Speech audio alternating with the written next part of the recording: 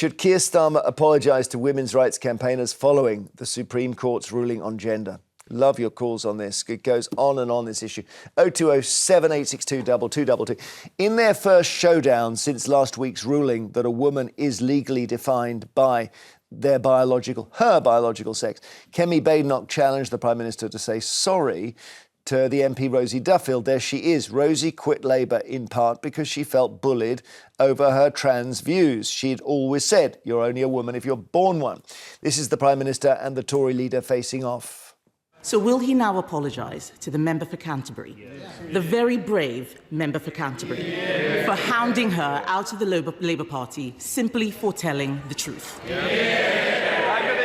Mr. Speaker, I've always approached this on the basis that we should treat everyone with dignity and respect, whatever their different views, and I'll continue to do so.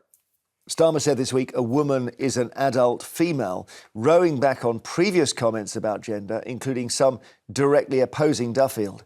Starmer pledged yesterday to uphold the ruling while maintaining compassion and care for trans people. That wasn't bold enough, though, to convince Kemi Badenoch.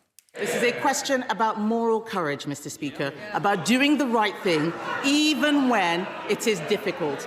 And the truth is, he doesn't have the balls. He only tells people what they want to hear. He is a weather vane who twists in the wind. He cheered an ideology that denied safe spaces to women and girls because he thought it was cool to do so. He hounded a brave female MP out of his party for telling the truth he accepts now. And now he is hiding behind the Supreme Court judgment. And isn't that because he doesn't know what he actually believes? The Harry Potter author JK Rowling, who's celebrated the Supreme Court ruling online, also demanded Starmer and others in Labour apologise for, she said, siding with trans activists over some of society's most vulnerable women. And that's JK Rowling with a cigar after the Supreme Court verdict. Oh, my goodness. Well, Guto, you start on this. Starmer has definitely said a trans woman is a woman, and now he says a trans woman is not a woman. Yes, he said in the past 99.9% of women actually don't have, a penis. Yes, exactly. And he's wrong. And it's patently obvious to a lot of us because it's 100%. that was wrong. Yes, exactly. Yeah. 1 in 1,000 people with, it's just not true. But what is more relevant, and I think Kemi Badenoch was right to sort of exploit this yesterday, is that he did hound a woman who, with great dignity and restraint and very respectfully, tried to make the case for women as a feminist. And she was hounded. Rosie Duffield was hounded out of the Labour Party because the trans activist lobby were out to destroy her. And the same with JK Rowling. The vile and vitriol that has been directed at her as one of the greatest sort of living authors in the English language, certainly in these isles, is disgusting. And she got that because she actually maintained something that is a perfectly coherent intellectual point of view to take and perfectly understandable in defence of women. Yasmin, you reply. Well, I'm a woman, I'm a feminist, and I don't consider myself an enemy of trans women. I never have, I never will, and I do. But nor does Guto. It's whether or not you see them as women. I'm actually speaking for myself, not about Guto. Yes, I know, but can I just speak for myself? I'm just trying to understand what you're saying. It's really important for me to say what I believe. Okay, understood. Without reference to what. No, whether they're women or not. That's the key no. thing. So first thing, I'm not an enemy of trans women. I also find it quite problematic that femaleness is defined biologically. I grew up fighting the idea that I behaved a certain way because I was having my period, as my male bosses would say. Oh, having your period now, or you're menopausal now. So there's a big problem for me. 1%, 10%, 1% of women are trans, and the hideousness of what's happening at the moment. JK Rowling is a very good writer, but that shot of her on her super yacht with her cigar really kind of upset me. She's been through it, as Guto says. No, she hasn't been through anything, actually. She's very powerful. She's used her power for her cause, that's fine. But heck, whenever you speak up to say, I don't share this panic. Most rapes are not carried out by trans women. 99% of rapes are carried out by men. Yeah, but we some stop talking about them. rapists then identify as like trans. The biggest problem we women face is from trans. And I also think, what happens to a trans woman if she has to now go to a male toilet? Do we not have an obligation to think about that? As for Starmer, I agree that he blows with the wind. But on this yesterday, I think he was right. And I really say that about him. Well, because he's talked about compassion. Let me bring in the trans inclusion specialist, Joanne Lockwood, on this. Joanne, what do you think? Because we seem to be in this, the argument seems to be now about the biological truth versus being kind and not forcing an argument. Thank you for inviting me on. I'm also a feminist and a woman. I may not be a biological woman, but I'm a certificated woman. I'm a legally a woman. And this is where the law has now created this massive confusion. We now have two classes of women, one legal, one biological. And the Equality Act only recognises one of those. We've got confusion in the law, we've got confusion in the workplace, we've got confusion in society. I am not one who wants to force somebody to apologise. We do this too often. We beat people up, we bully people for political gain, and that's how trans people have been treated as a political football for many, many years, especially during the last Tory leadership competition. We hounded people who had any inclination that they were trans positive. It's not an ideology, this is our lives, this is how we live. We're not making stuff up, we're not a threat to anybody. We want to live our lives with dignity and respect. That's all we ask. And I think to bully Keir Starmer for changing his mind, for willy-nilly, whatever you want to call it, is unfair. He is Okay, so supporting you the law. don't think And he if you should listen to what he apologise, says, Joanne? You don't think he should apologise? I think he should apologise to trans women as well. I think he should apologise to trans people throughout the UK, throughout the world, because he has an inconsistent approach. We need consistent approach from our lawmakers. We need consistent approach from the EHRC. Look at the 2011 guidelines. It is completely trans inclusive. And now what we're saying is we're winding that back. And you can't say it's an ideology. The ideology is a label that's been thrown to dehumanise us, to invalidate our positions. Just if I could just pause, sorry, just because we've got other things to get through, and I do want you to stay. Let's just take a look at the different things Keir Starmer has said on the issue. In 2021, while he was in opposition, he was asked by Andrew Marr to weigh in on Rosie Duffield's belief that only women have a cervix. Is it transphobic to say only women have a cervix? Well, it is something that shouldn't be said. It is not right. But Andrew, I don't think that... So Rosie Duffield should not have said that. OK, yeah, that's pretty clear. In 2022, he told The Times a woman is a female adult. In addition to that, trans women are women. So that seems almost to be two contradictory thoughts. The same year, he got flustered when pressed on his views by LBC's Nick Ferrari. A woman can have a penis. Nick, I don't think we can conduct this debate with, Sorry, have I offended you in some way? No, it's just... In 2023, he told the Sunday Times that 99% of women do not have a penis, as Guto was telling us. He was again challenged on that by LBC. There are a small minority of people but who not one in do 1,000, Sakir. Sorry, well, I mean, Nick, 99.9 was just the general sense, the vast majority. You can put whatever description you like on it. In April last year, he rode back on his previous criticism of Rosie Duffield on GMB. Is it right or is it wrong for Rosie Duffield to say only women have a cervix? Well, look, biologically, she, of course, is right. She's right. OK, maybe that's it. Maybe that's the end of it. I don't know. But then we've just heard from our guest that, as you've said, you are a certified, Joanne, a certified woman, and we're in this legal pickle now. Ingrid in Sussex, hello. Hello there. I just think he should apologise. He should apologise. Why? The reason is I'm a mum of 6. I've got various ages, 19 ranging to 2. It's creating hatred at schools. We've got a primary school child who gets told 1 minute that this young girl in their class is now wearing trousers, wants her name changed, has to use the boys' loos because it's all politically correct. Now they've got to change all of that. It's creating so much confusion. We've always taught our children that a male has a YX chromosome, has a penis, a lady an XX, with a vagina and a womb. that is just basic biological science we are teaching our children. Then to be told that's not true, it's all confusion. I hear you. And of course, there's a massive case in Scotland where the schools have gone completely adrift of the biology, and they're going to have to literally rebuild dozens of schools. Joanne, isn't it simpler for parents of young kids like Ingrid, for a start, for us just to go with the biology now? Because the court takes us in that direction.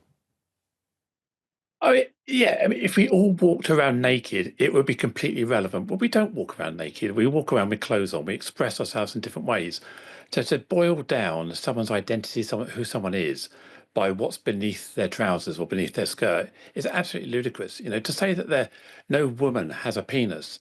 There are biological women, trans masculine people, who have neo-penises constructed. So there are now women legally who have penises. So we've created this absolute mess of a law now, and there's no clarity in the Equality Act anymore. OK, after the break, we'll take more of your calls on this. Does Starmer need to apologise to women? We have trans inclusion specialist Joanne Lockwood.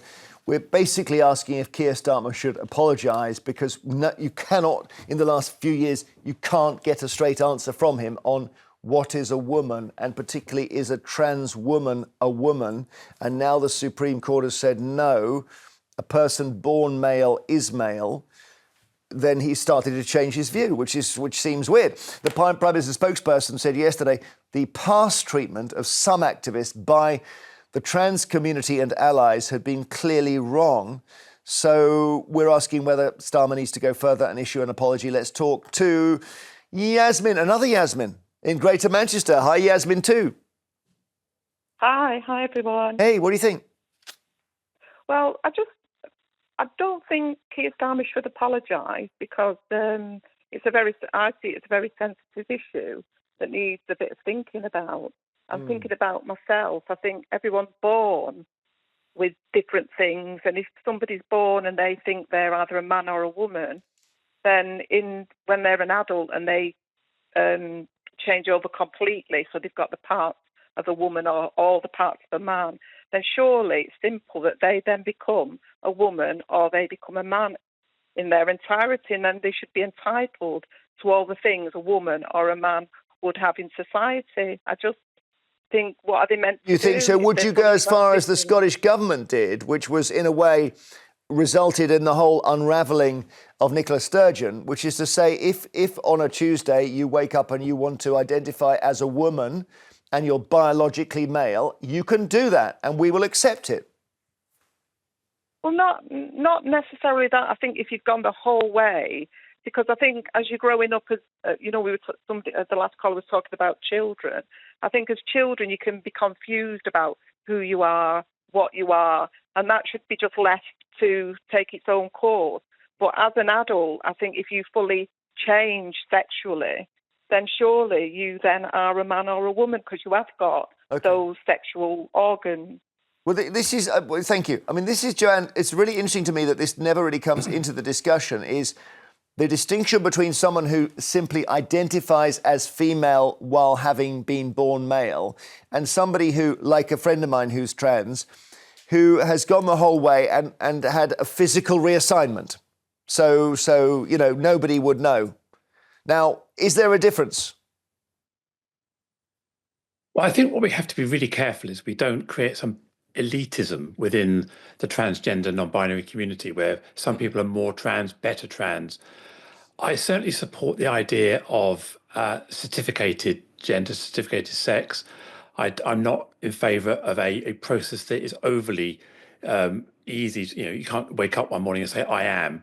I think in the same way in society, we have marriage, we have divorce, we have a driving licence, we have various existing processes in our society where people declare through a process. I'm a great believer that the process should be dehumanised.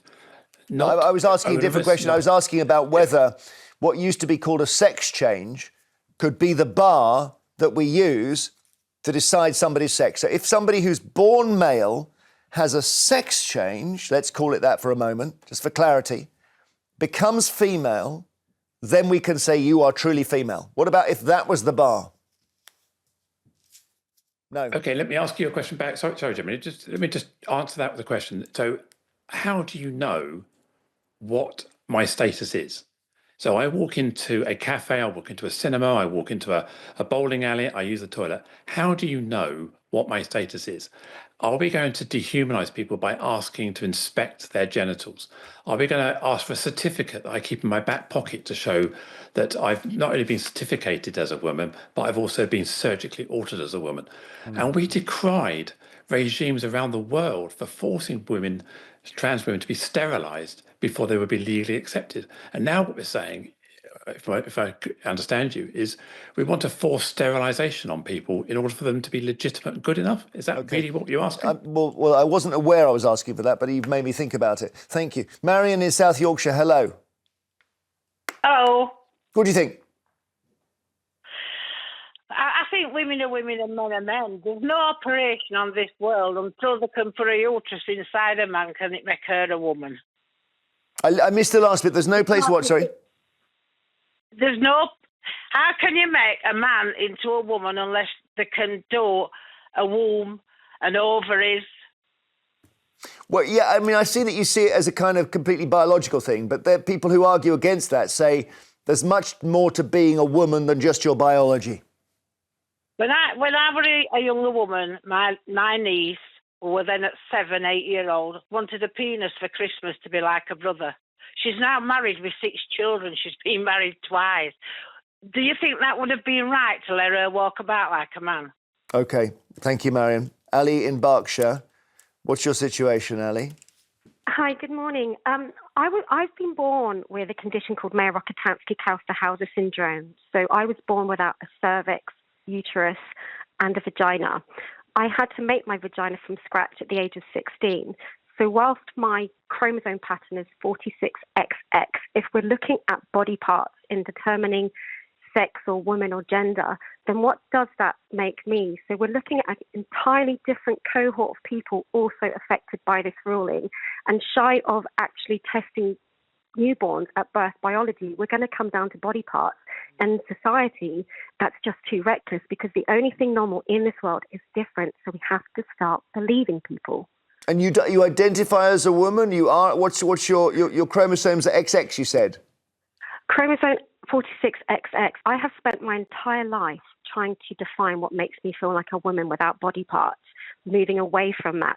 I've just now started to feel like a woman, and now I'm told that if I don't have a cervix, I'm not one. So what does that make me? Okay. Rhetorically, that's what I would say. Rhetorically, thank you. For that's so interesting. And go on, yes. It's so important that Yasmin and Ali, these calls show you how complex this thing is.